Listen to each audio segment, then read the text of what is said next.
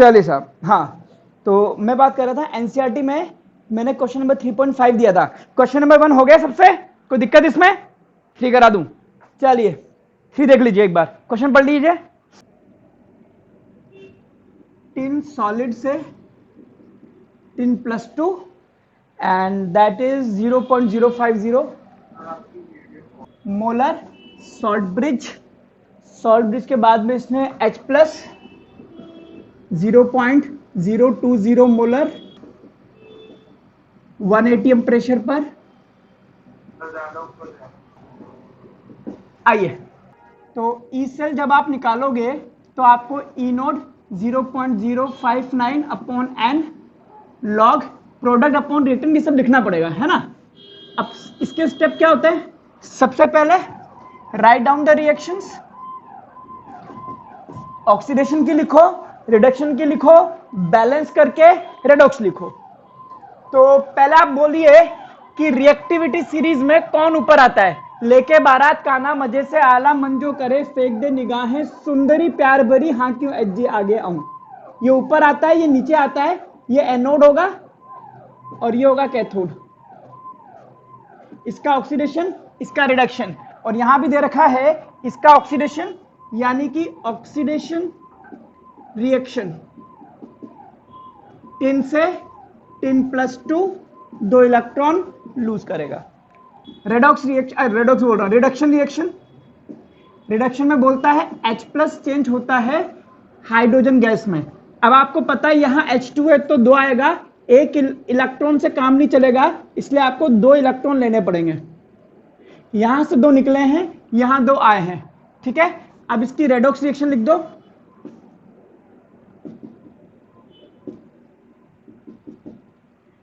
Tin 2H+, tin +2 hydrogen. अब लगा दीजिए नन्स इक्वेशन। नन्स इक्वेशन कहता है ई सेल आप निकाल सकते हैं, ई नोड आपके पास होना चाहिए -0.059। कितने इलेक्ट्रॉन का ट्रांसफर हुआ है? 2 लॉग प्रोडक्ट में ये दोनों Sn+2 की कंसंट्रेशन और हाइड्रोजन का प्रेशर। रिएक्टेंट में ये सॉलिड है तो सॉलिड के लिए तो मैं 1 लिख दूंगा और H+ का स्क्वायर। पहले मैं निकालता हूं, ये होता है ई node of cathode minus E node of anode. Table में से देखिए, टेबल में से देखिए इसकी वैल्यू क्या दे रखी है एनोड की, और इसको कैथोड की तरह यूज करना है ना। ये लेफ्ट हैंड साइड में आ रहा है LOAN, तो इस हिसाब से ये एनोड हो गया। तो टिन से टिन +2 के लिए कितना स्टैंडर्ड इलेक्ट्रोड पोटेंशियल दिख रहा है आपको? कैथोड का तो 0 मानेंगे, इसका तो 0 होता है, याद है आपको, यही तो रेफरेंस है। इसका कितना दिख रहा है वो बताइए? 0.14। तो ये हो जाएगा 0.14 हो गया, माइनस इसको मैं 0.6 मान करके 0.03 कर देता हूं लॉग टिन +2 की कंसंट्रेशन 0.050, हाइड्रोजन का प्रेशर 1 atm, टिन सॉलिड है इसको भी 1 लूंगा, और H+ की कंसंट्रेशन का स्क्वायर 0.020 का स्क्वायर। यहां तक में कोई दिक्कत है तो बोल दीजिए, बाकी आपका क्वेश्चन खत्म हो चुका है। ई नोड वाला, ई नोड क्या होता है? कैथोड माइनस एनोड, लेफ्ट वाला एनोड होता है, और हमने वेरीफाई भी कर लिया था हमारी टेबल के हिसाब से, जो ऊपर आता है वो एनोड आएगा। तो हम अगर रिएक्टिविटी सीरीज को इंक्रीजिंग ऑर्डर में जमाएंगे तो ये ऊपर आएगा, ये एनोड है, और ये क्या है? कैथोड। तो कैथोड माइनस एनोड, कैथोड किसका? हाइड्रोजन का, और हाइड्रोजन के इलेक्ट्रोड का इलेक्ट्रोड पोटेंशियल कितना लिया जाता है? 0 माइनस, और ये मैंने टेबल में से देख करके निकाल दिया -0.14। अभी ज्यादा मैंने कोई कुछ तो करा ही नहीं है, बुरा मानने वाली बात ही नहीं है, ठीक है। अब ये हो जाएगा लॉग 0.050 और 0.02 इंटू 0.02। अब इसको आप सोल्व करिए अपने आप। वोल्ट, ये आ गया ई सेल। बताइए क्या दिक्कत हो गई इसमें? अब ये दे रखा है कि प्लेटिनम का इलेक्ट्रोड है,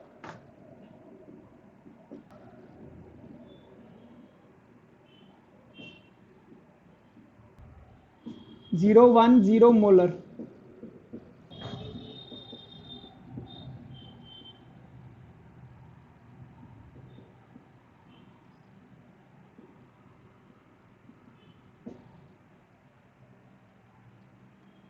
प्लेटिनम का इलेक्ट्रोड है।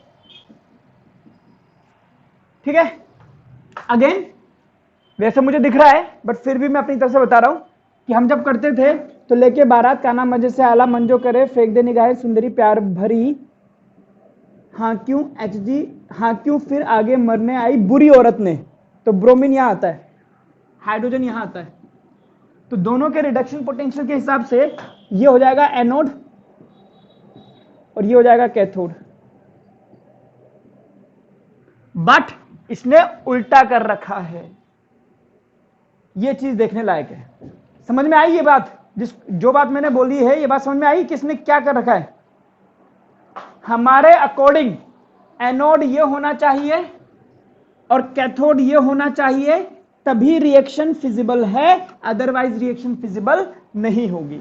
बट इसने उल्टा कर रखा है, इसने एनोड इसको माना हुआ है, कैथोड इसको माना हुआ है। तो हम अभी जो क्वेश्चन में हैं, क्वेश्चन के हिसाब से ही प्रोसीड करेंगे और फिर मैं आपको एक इंपॉर्टेंट बात समझाऊंगा। तो ये एनोड है, तो यहां पर हम ऑक्सीडेशन करेंगे। ऑक्सीडेशन में इनका ये भी देखो, 0 से माइनस रिडक्शन, प्लस से 0 रिडक्शन, दोनों ही जगह इसने रिडक्शन दे रखा है आपको। देख रहे हो आप, दोनों ही जगह आपको रिडक्शन दे रखा है, 0 से माइनस, प्लस से 0। कोई दिक्कत यहां तक? इन्होंने एनोड इसको माना है, कैथोड इसको माना है। नंबर 1, एनोड पे भी इन्होंने रिडक्शन दिया है, कैथोड पे भी इन्होंने रिडक्शन दिया है। नंबर 2 बात, हमारे अकॉर्डिंग एनोड ये होना चाहिए था और कैथोड ये होना चाहिए था, बट इन लोगों ने उसकी परवाह नहीं करी है। अब ये क्वेश्चन में आपसे पूछता है कि भाई साहब अब आप बताओ करोगे क्या? इनको चाहिए आपके पास, ठीक है, तो मुझे लिखनी है ऑक्सीडेशन रिएक्शन, क्योंकि अगर मैं इसको एनोड मान रहा हूं तो मुझे ऑक्सीडेशन करवाना पड़ेगा। ऑक्सीडेशन हो जाएगा Br माइनस Br2 में चेंज होगा और इलेक्ट्रॉन लूज करेगा, लेकिन 2 Br माइनस Br2 बनाएंगे, 2 इलेक्ट्रॉन लूज करेंगे, ऑक्सीडेशन रिएक्शन। अब आइए रिडक्शन, रिडक्शन में H प्लस इलेक्ट्रॉन लेकर के हाइड्रोजन गैस बनाएगा। यहां 2 हैं तो ये 2 कर देंगे, एक H प्लस 1 ले रहा था, 2 मिलकर के 2 लेंगे, और अब ये मेरे पास इलेक्ट्रॉन भी बैलेंस्ड है, तो मैं इसको लिख दूंगा 2 Br minus plus 2H plus Br2 और H2। ये मेरे पास सेल रिएक्शन आ गई। अब हम लिखेंगे ई सेल। ई सेल होगा ई नोड माइनस 0.059, 2 इलेक्ट्रॉन का ट्रांसफर, प्रोडक्ट में Br2 का प्रेशर, हाइड्रोजन का प्रेशर, और रिएक्टेंट में Br माइनस की कंसंट्रेशन का स्क्वायर, H प्लस की कंसंट्रेशन का स्क्वायर। अभी हमने इसको एनोड माना है, ठीक है, तो ये होगा ई node of cathode minus E node of anode. Cathode का कितना है? 0, क्योंकि हाइड्रोजन का है, ये एनोड है ना, वो कैथोड है, माइनस Br2 से Br माइनस। इसका रिडक्शन पोटेंशियल देख करके बताइए कितना आ रहा है? हाँ 1.009 होगा यार, 09 है 08 है, तो 08 क्यों बोल रहा था? तो माइनस 1.09, 0.03 लॉग। ब्रोमीन लिक्विड है, इसका भी 1 ले ले, क्योंकि इन्होंने नहीं दी है सॉल्यूशन की कंसंट्रेशन। हाइड्रोजन का प्रेशर 1 ले लीजिए, Br माइनस की कंसंट्रेशन 0.01 का स्क्वायर और H प्लस का 0.03 का स्क्वायर। अब आप इसको सॉल्व कीजिए, पास माइनस 1.298, ये आ रहा है ई सेल। पहले आप लिख लीजिए, फिर मैं एक बात समझाता हूं आपको। अब देखो एक लाइन है कि जिंदगी का मजा तब आता है जब आपको सच पता है और सामने वाला आपसे झूठ बोल रहा है और आपको पता है सच क्या है। आपने सच पहले ही पता कर लिया था कि ये रिएक्शन में ये एनोड बनेगा, ये कैथोड बनेगा, क्योंकि इसके रिड्यूस होने की टेंडेंसी ज्यादा है। बट इन्होंने घपला करके उल्टा दिया। और नोटिस करने वाली बात यह है कि ई सेल की वैल्यू नेगेटिव आई है। इसका क्या मतलब है? अगर आपके पास ई सेल नेगेटिव आता है, इसका मतलब होता है रिएक्शन इज नॉट फिजिबल, ये रिएक्शन पॉसिबल ही नहीं है। पॉसिबल नहीं था ये तो हमें पहले पता लग गया था। क्लियर? तो ई सेल नेगेटिव आने का मतलब क्या होता है कि रिएक्शन इज नॉट फिजिबल और नॉन स्पॉन्टेनियस, ये सेल आप बना ही नहीं सकते। क्लियर? चलिए, तो ये था आपके पास एनसीईआरटी के क्वेश्चन। अब अगला मैं अपना कराता हूं, लिखिए, देखते हैं। ये बोलता है जिंक से Zn+2 0.1 molar, cadmium 2+ M1 cadmium. तो मेरे से बोल रहा है ये एनोड है, ये कैथोड है। एक बार मैंने चेक कर लेते हैं, हकीकत पता करते हैं। लेके बारात का आना मजे से आला, मन जब करे फेंक दे। तो ये वाला एनोड होना चाहिए, ये वाला कैथोड होना चाहिए। ठीक है, सही बोध दे रखा है, ये एनोड ही है और ये कैथोड ही है। तो मैं ऑक्सीडेशन रिएक्शन लिखता हूं एनोड पर जिंक से Zn+2 और रिडक्शन रिएक्शन कैथोड पर कैडमियम +2, ये 2 इलेक्ट्रॉन लेकर के कैडमियम में चेंज हो जाएगा। बैलेंस है, कोई दिक्कत नहीं है। मैं इसकी सेल रिएक्शन लिख देता हूं, जिंक से कैडमियम 2+ गिव्स चावल टू Zn+2 प्लस कैडमियम। अब मैं ई सेल लिखता हूं, ई नोड -0.059, 2 इलेक्ट्रॉन का ट्रांसफर। प्रोडक्ट में ये सॉलिड है, ये सॉलिड है, तो इन सॉलिड को क्या ही लिखना, इसको लिखो Zn+2 की कंसंट्रेशन अपॉन कैडमियम 2+ की कंसंट्रेशन। तो ये करोगे कैथोड माइनस एनोड, तो कैथोड है आपका कैडमियम वाला जिसकी वैल्यू 0.40 माइनस ये है आपके पास 0.76, 0.03, Zn+2 की कंसंट्रेशन 0.1 और कैडमियम की कंसंट्रेशन आपको निकालनी है। और ई सेल आपको दे रखा है 0.3305। आपको ये वैल्यू क्या दे रखी थी? Zn+2 से जिंक -0.76 दे रखा था या नहीं दे रखा था? हाँ, तो इसको माइनस कर दो।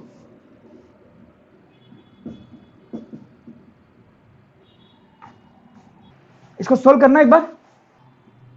ये माइनस में आ रहा है, इसको ये कितना आ रहा है पहले ये बताओ।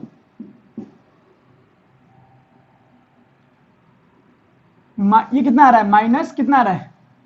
3600 ना,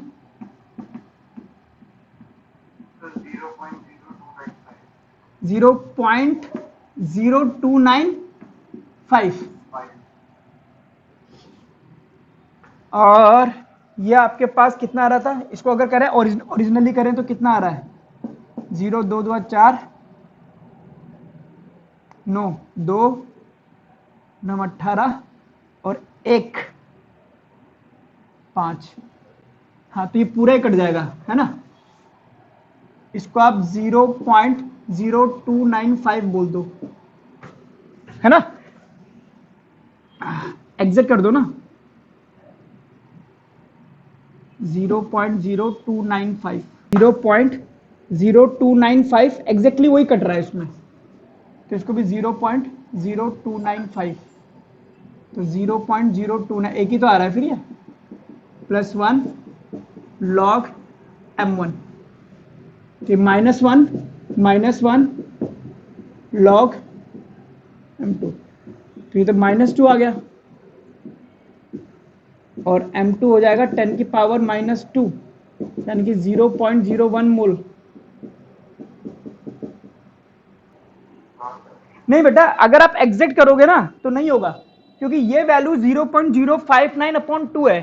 तो आप तो इसको देख ले, 0.059 को 2 से डिवाइड कर दे, एग्जैक्ट तेरे पास 0.0295 आ रहा है, नहीं आ रहा है। वो तो हम तब करते थे जब हमारे पास कुछ दिक्कत है। जब ये यहां पर मुझे इसने 0.0295 बोला, तब मेरे दिमाग में आया कि मैं एक बार इसको एग्जिट करके देखूं, डेटा की सेटिंग करके देखूं। ठीक है, तो मैं इसको 0.03 क्यों ले लूं जब वो एग्जिट कट रहा है उससे। तो अगर तू इसको 0.03 ले सकता है तो इसको भी तू 0.03 ले और फिर वो एग्जिट कटेगा। अगर ये नहीं आता ना 0.0295 तो उसमें 0.03 ले लेता। तो यही थोड़ा सा प्रैक्टिस से आपको ध्यान रखना है कि अगर ये ओरिजिनल वैल्यू ले ले तो फिर ओरिजिनली करना है, अप्रोक्सीमेशन मत दिखाना उसमें। देखिए, equilibrium constant and electrode potential. अगर आपके पास कोई रिएक्शन है ये वाली,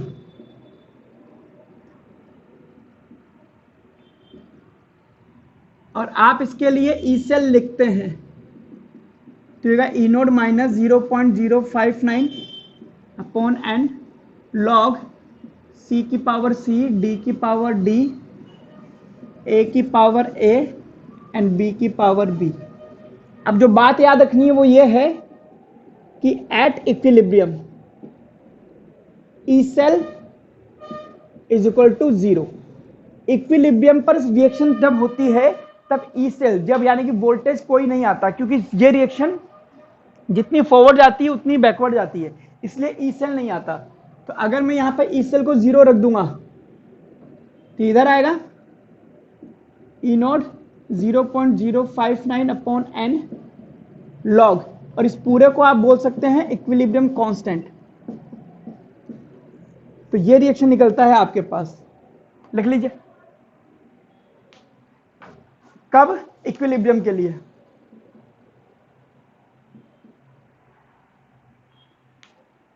अगला topic Gibbs energy. Gibbs energy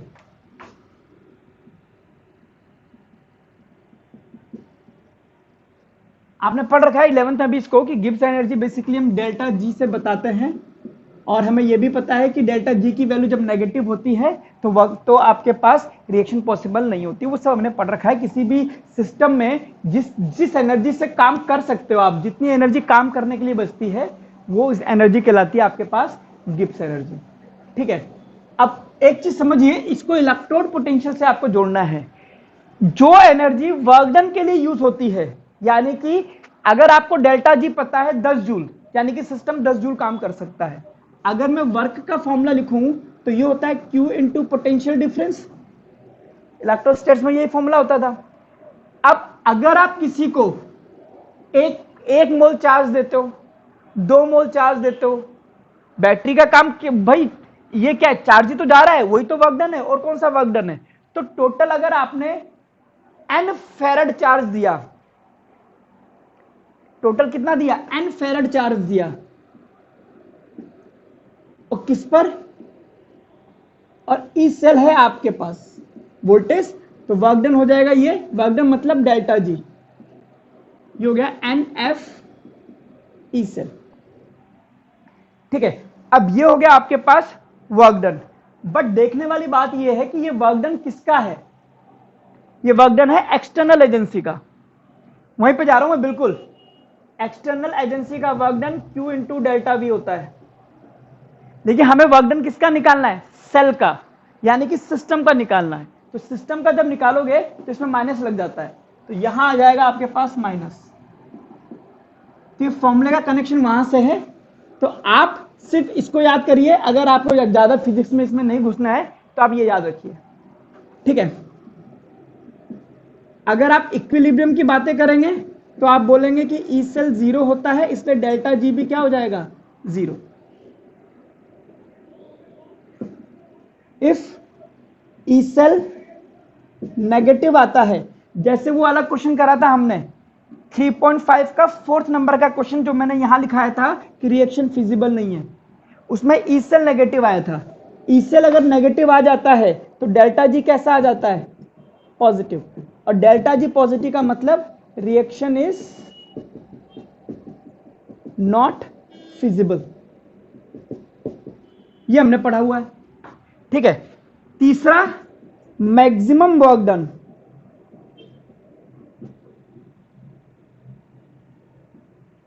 ये होता है आपके पास delta G naught is equal to minus n F E naught cell.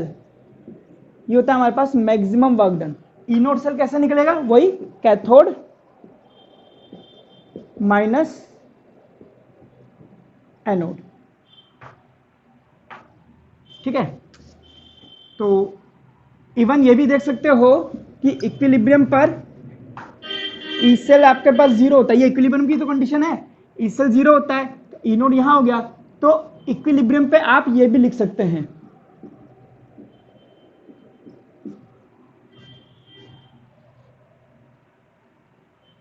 E cell zero होता है ना, तो डेल्टा जी, अच्छा डेल्टा जी जीरो है, बट स्टैंडर्ड वाला जीरो नहीं होता है ना। For equilibrium delta G note that is standard gives energy zero नहीं होगी। लिखिए इसको, जो डिफरेंस ई सेल और ई नोड में है वही डिफरेंस डेल्टा जी और डेल्टा जी नोड में। ये तो बताया था ना हमने, यहां फिर से देख लो। डेल्टा जी नोड अगर नेगेटिव है तो हम कहेंगे रिएक्शन नॉट फिजिबल। अगर डेल्टा जी नोड नेगेटिव आएगा यानी कि ई नोड सेल कैसा आएगा, अगर यही नेगेटिव आ गया तो ई नोड सेल कैसा होगा, पॉजिटिव। जनरल ये बता रहा है कि रिएक्शन फिजिबल नहीं है, रिएक्शन होगी नहीं। Reaction positive, sorry delta G node अगर पॉजिटिव में आ रहा है तो रिएक्शन इज नॉट फिजिबल। ये तो 11 में पढ़ा था ना, डेल्टा जी की वैल्यू बताती है कि स्पॉन्टेनियस रिएक्शन है या नहीं है। अगर डेल्टा जी नेगेटिव आता है यानी कि उसके पास एनर्जी नहीं बची, यानी कि सॉरी उसके पास एनर्जी में चेंज नेगेटिव है, तो रिएक्शन पॉसिबल है। फिजिबल मतलब पॉसिबल है, काम होगा। और डेल्टा जी अगर पॉजिटिव है तो रिएक्शन पॉसिबल नहीं है,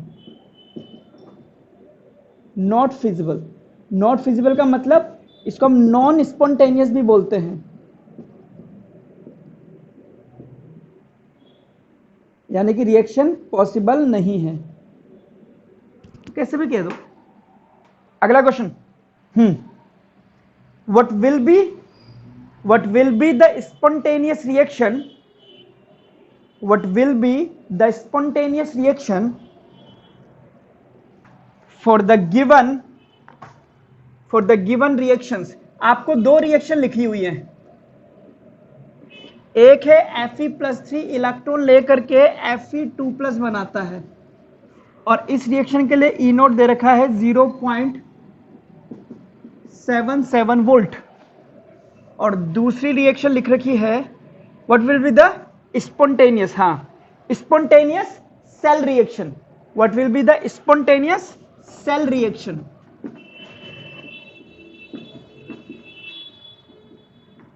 अब ये दो रिएक्शन आपके पास है, ये दो रिएक्शन आपको सेल में करानी है, तो किस तरह से कराई जाए कि आपके पास सेल अपना काम कर सके, सेल में वोल्टेज आए, फिजिबल रिएक्शन हो।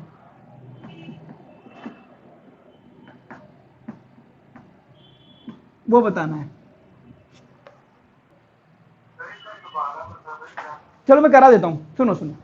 आपको ये दो रिएक्शन हो दे रखी है, अब आपसे बोला है कि इन दोनों रिएक्शन का यूज करके आप सेल बनाइए, और ऐसा सेल बनाना जो फिजिबल हो, मतलब जिसमें रिएक्शन पॉसिबल हो। मैंने ठीक है, कर सकते हैं आप ही काम। अब मुझे पता है इसमें हो रहा है रिडक्शन, इसमें हो रहा है ऑक्सीडेशन, तो बेसिकली मुझे इनडायरेक्टली ये बोला है कि अब आप बताइए कि किस रिएक्शन को आप एनोड पे कराएंगे, किस रिएक्शन को कैथोड पे कराएंगे। क्योंकि एनोड पे होगा ऑक्सीडेशन, कैथोड पे होगा रिडक्शन। अगर आपने रिएक्शन गलत चूज कर ली तो आपके पास उसका जो डेल्टा जी नोड है वो आपका पॉजिटिव आने लग जाएगा। पॉजिटिव आने लग जाएगा मतलब रिएक्शन होगी नहीं। तो आपको ये सेलेक्ट करना है कि कौन सी रिएक्शन एनोड पे कराई जाए, कौन सी रिएक्शन कैथोड पे कराई जाए। नंबर 1 चूज करने का सबसे अच्छा तरीका ये देखिए, इसमें से ई नोड की वैल्यू 0.7 और 1.1, ये वैल्यू ज्यादा है, ये वैल्यू कम है। और हमने ये पढ़ रखा है कि ई नोड की वैल्यू जब बढ़ती है तो खुद के रिड्यूस होने की टेंडेंसी बढ़ती है, यानी कि इसके रिड्यूस होने की टेंडेंसी इसके कंपेयर में ज्यादा है। अगर ये रिड्यूस होगा तो वो क्या होगा, ऑक्सीडाइज। ऑक्सीडाइज होने का मतलब ये होगी एनोड पर, ये होगी कैथोड पर। ये बात मुझे ई नोट देख करके समझ में आ गई है, बट अब मुझे इसको प्रूफ करना है। प्रूफ करना है तो हम लिखते हैं लेट अस से ऑक्सीडेशन रिएक्शन। मुझे पता है इसका ऑक्सीडेशन करूंगा, रिएक्शन को पलटूंगा, Fe+2 Fe+3 और इलेक्ट्रॉन लूज करेगा। रिडक्शन रिएक्शन लिखी, MnO4 minus 8H plus 5 electron Mn2 plus 4H2O।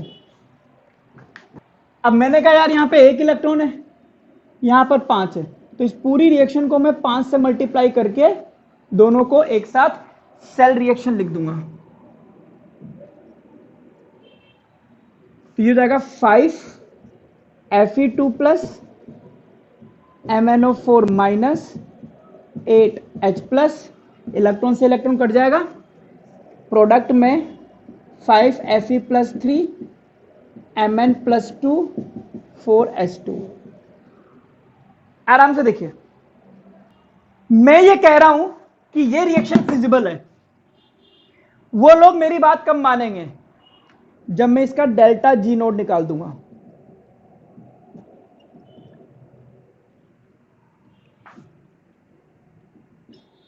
कितने इलेक्ट्रॉन है, 5।